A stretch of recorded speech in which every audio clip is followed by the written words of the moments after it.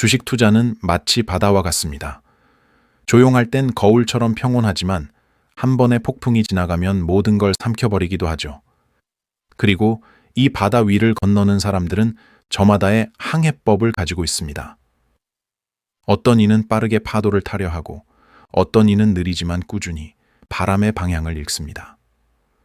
오늘은 그 다양한 항해법, 즉 주식 투자 전략들을 한번 차분히 풀어보려 합니다.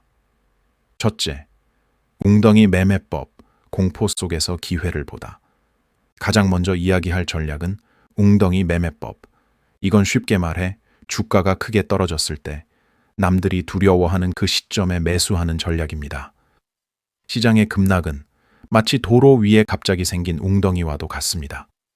대부분의 운전자는 그 웅덩이를 피하려고 핸들을 꺾습니다.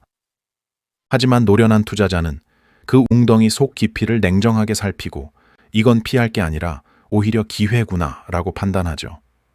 2008년 금융위기, 2020년 코로나 급락장 때 그 웅덩이 속에서 매수했던 사람들은 결국 큰 보상을 받았습니다. 웅덩이 매매의 핵심은 타이밍이 아니라 심리의 역발상입니다. 둘째, 분할 매수법. 예측 대신 확률로 싸운. 다음은 분할 매수 전략. 언제 사야 할까? 에 대한 인간의 불안은 늘 존재하죠. 그 불안을 다스리는 가장 현실적인 방법이 바로 분할입니다. 주가가 하락할 수도 상승할 수도 있는 상황에서 한 번에 전액을 베팅하는 건 주사위를 던지는 것과 다르지 않습니다. 하지만 매달 일정 금액을 나눠 사면 그 불확실성은 평균으로 바뀌고 감정의 기복은 줄어듭니다. 이건 마치 산을 오르며 일정한 호흡으로 걸음을 맞추는 것과 같죠. 투자의 승패는 속도가 아니라 리듬에서 결정됩니다. 셋째, 가치 투자, 가격이 아닌 가치를 본다. 가치 투자는 워런 버핏으로 대표되는 고전적이고도 강력한 전략입니다. 단기적인 가격의 움직임보다는 기업의 본질적 가치를 보고 싸게 사는 것. 가치는 결국 시간이 지나며 시장에 드러나고 그 기다림이 투자자의 가장 큰 무기이자 시험대가 됩니다. 이 전략의 진정한 핵심은 돈을 벌기 위한 인내심이 아니라 불확실성을 견디는 확신입니다. 시장이 흔들릴 때에도 자신이 분석한 기업의 가치를 믿는 사람, 그 믿음이 바로 가치 투자자의 심장입니다. 넷째, 모멘텀 투자, 상승의 흐름을 타라. 반대로 모멘텀 투자는 시장의 흐름을 읽는 전략입니다. 단기적인 상승세, 거래량, 기술적 신호를 바탕으로 지금 올라타야 할 타이밍을 포착하죠. 흔히 말하죠. 뜨거운 철판 위에 발을 올리지 말라. 하지만 모멘텀 투자자는 그 뜨거운 철판 위에서 춤을 추는 사람입니다. 그들의 무기는 속도와 판단입니다. 하지만 기억해야 할 건 모멘텀은 언제나 뜨거운 만큼 식는 속도도 빠르다는 사실이죠. 그래서 모멘텀 투자자에게 가장 중요한 건 언제 나올 것인가입니다. 다섯째, 역발상 투자. 시장이 두려워할 때 담대해라. 역발상 투자는 웅덩이, 매매법과 닮아 있지만 조금 더 철학적입니다. 시장이 지나치게 낙관적일 땐 한 발 물러서고 모두가 절망할 땐 한 발 다가가는 방식이죠. 이건 단순히 싸게 사서 비싸게 판다는 개념이 아닙니다. 대중의 감정에 반대로 움직이는 것. 그건 분석이 아니라 용기의 영역입니다. 남들이 공포에 질릴 때의 욕심을 내라는 버핏의 말은 단순한 투자 격언이 아니라 인간 심리에 대한 통찰이었습니다. 여섯째, 현금 보유 전략, 아무것도 하지 않는 용기. 주식 시장에서는 행동이 것 성과라고 생각하기 쉽습니다. 하지만 진짜 고수들은 때로 아무것도 하지 않는 것들 전략으로 씁니다. 현금 보유는 단순한 방어가 아닙니다. 그건 다음 기회를 위한 기다림의 준비입니다.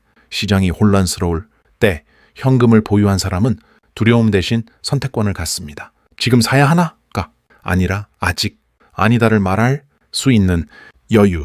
그게 바로 현금의 진짜 가치입니다. 일곱째, 레버리지 전략. 칼은 날카로울수록 조심해야 한다. 레버리지는 양날의 검입니다. 수익을 2배로 만드는 대신 손실도 2배로 만들어버리죠. 레버리지는 잘 쓰면 빠르게 자산을 불릴 수 있지만 타이밍과 심리가 무너지면 파멸의 속도도 빨라집니다. 그래서 레버리지는 기술이 아니라 절제의 영역입니다. 고수는 레버리지를 쓰는 게 아니라 쓸 때와 안 쓸 때를 구분하는 법을 압니다. 여덟째, ETF 앤 인덱스 투자. 시장을 믿는 사람들. ETF, 인덱스 투자는 이제 가장 대중적인 전략이 되었습니다. 어떤 종목이 오를까? 라는 고민 대신 시장은 결국 성장한다는 믿음에 투자하는 방식이죠. 이건 단순함의 미학입니다. 분산과 장기, 두 단어로 요약되는 철학, 시간이 투자자의 편이 되어주는 방식이죠. 그렇다고 단순하다고 쉬운 건 아닙니다. 시장이 흔들릴 때 가만히 있는 것이 가장 어려운 전략이니까요. 아홉째, 테마 투자, 트렌드의 파도를 타다. 테마 투자는 유행을 읽는 눈에서 시작됩니다. AI, 전기차, 반도체, 친환경 에너지. 이런 흐름들은 단기간에 시장을 움직이는 강력한 힘이 됩니다. 하지만 트렌드에는 두 가지 시점이 있습니다. 기회로 보이는 시점과 모두가 알아버린 시점. 투자자는 그 차이를 구분해야 합니다. 테마 투자의 핵심은 정보가 아니라 정보가 시장에 반영되기 전에 통찰력입니다. 마지막, 장기 보유 전략, 결국 시간은 우리의 편이다. 마지막 전략은 너무 단순해서 오히려 과소평가됩니다. 바로 장기 보유. 단기 수익을 쫓는 사람은 시장의 노예가 되지만 시간을 믿는 사람은 시장의 주인이 됩니다. 장기 보유의 본질은 게으름이 아니라 확신입니다. 시장 전체가 흔들릴 때에도 나는 결국 오를 자산을 가지고 있다는 믿음이죠.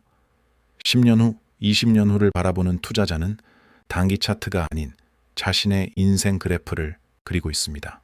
마무리.